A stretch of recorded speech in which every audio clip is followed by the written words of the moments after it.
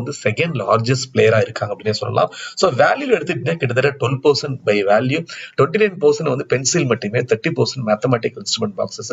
என்னென்ன கேட்டகரி அப்படின்னு பார்த்தீங்கன்னா office supplies, kids and combos, hobby and craft, fine art products, paper stationery, scholastic art and material, scholastic stationery. ஓவராலா பார்த்தீங்கன்னா இது எல்லாமே station and art textile products அப்படின்னு சொல்ல முடியும்.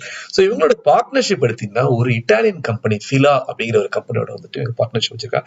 இவங்கள்ட்ட இருந்தா வந்து டெக்னாலஜிக்கல் இதெல்லாம் குளோபல் எக்ஸ்போர்ட் எல்லாமே இவங்க தான் போயிட்டு இருக்கு அப்படின்னு சொல்லலாம். ஸோ இப்போ வந்து பாத்தீங்கன்னா பென்சில் எடுத்துட்டா வந்து உட்டன் பென்சில் இருக்கும். இதே வந்து பாலிமர் பென்சில் இப்போ வர ஆரம்பிச்சிச்சு. பிகாஸ் உட்டன்ங்கிறது ஒரு நேச்சுரல் ஒரு மரத்துல இருந்து பண்றதுனால வந்து அதோட சப்ளை டெப்ளீஷன் ஆயிட்டு இப்போ பாலிமர் மாறிட்டு ஈவன் வந்து cost also it is comparatively cheap அப்படின்னு சொல்லலாம். ஸோ டாம்ஸ் வந்து தொடர்ந்து வந்து பிராண்ட் புதுசு புதுசாக இன்ட்ரடியூஸ் பண்ணிட்டு இருக்காங்க. டாம்ஸ் பிராண்ட்லேயே வந்து ரைட்டிங் இன்ஸ்ட்ருமெண்ட்ஸ் வந்து 2023, அதுக்கப்புறம் ஃபைன் ஆர்ட் ப்ராடக்ட்ஸ் வந்து அமரிஸ் அப்படிங்கிற 2023 லான்ச் பண்ணிருக்காங்க. அதே 23 எடுத்துட்டா